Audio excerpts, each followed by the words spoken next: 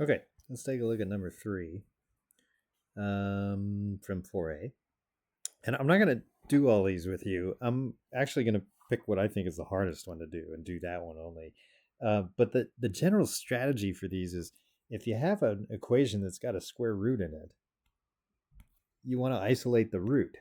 So you want to get the root by itself, and then you're going to square both sides because that'll, if you have a root and you square it, it gets rid of the square part, of the root part. They're opposite operations, so they cancel each other out, like multiplying and dividing. So so this one is already kind of set up, ready to go. You just square both sides and go from there. This one's same deal. You can square both sides. You just have to be a little careful when you square this side because it's really x plus 1 times x plus 1. So you got to FOIL it all out, equals this other stuff. Um, the one that I want to look at the most is part C because I think that's the trickiest one in here. And then we'll talk about D before I finish this video. So again, the first thing in C you want to do, C doesn't have a root that's isolated. It has a root minus a constant term equals x. So we want to isolate the root. So let's add 3 to both sides. And so then we're going to get root 10x plus 9 equals x plus 3. And now I've got the root isolated, and at this point, you can square both sides. So I'm going to put this same equation back, 10x plus 9 under the root equals x plus 3, but now both sides are squared. So over here, this, if I square the square root, those go away and I'm left with 10x plus 9. And then over here, I just got to make sure that I multiply all that junk out. So 10x plus 9 equals, and then when I FOIL this, it's x squared plus 3x plus another 3x plus 9. So I've got 10x. Notice there's a plus 9 here and a plus 9 there. So if I subtract 9 from both sides, those go away. So I got 10x equals x squared plus 6x. Now I'll get everything on one side. And at this point, I would probably say factoring is the easiest route here.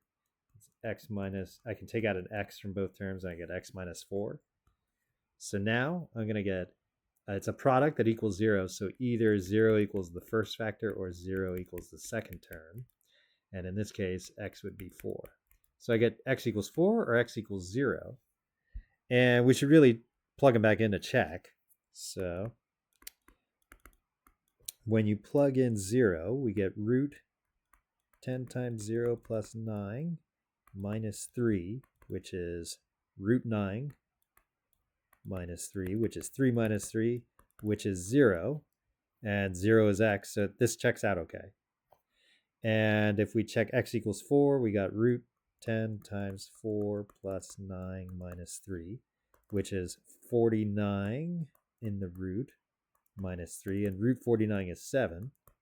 7 minus 3 is 4, and 4 is x. So that checks out too. You do always have to check anytime you square both sides, anytime you end up multiplying by x terms on both sides of the equation, you got to check to see if you end up with extraneous solutions. And so in this case, yeah, you do actually need to check every time you're solving a square root function or square root equation where you square both sides. Because as soon as you square both sides, you're multiplying by x terms. Like right here, I'm multiplying both of these by a root 10x plus 9 or by an x plus 3, however you want to think about it. Okay. When you do D, notice you want to isolate square root terms, but there are 2 of them. So really what you do is you get one of them on one side and you get one of them on the other side, and then you square both sides. The problem with squaring right away is that you have, like, I'm just going to call this root A minus root B equals 0. And if you square both sides right away, it doesn't turn into A minus B, right? That's not the same thing. You'd have to FOIL it.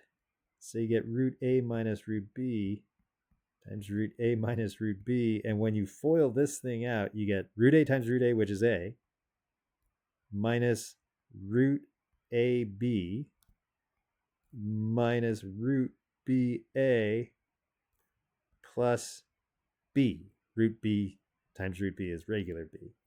But there's this junk still in the middle, and you're left with another root, another couple of roots. So you still end up kind of cycling through roots. You can solve it this way where you isolate those and square that side. But I think it's a lot easier to just get one root on one side, get this root over here by adding it to the other side, and then just square both sides, and then you're good. Okay?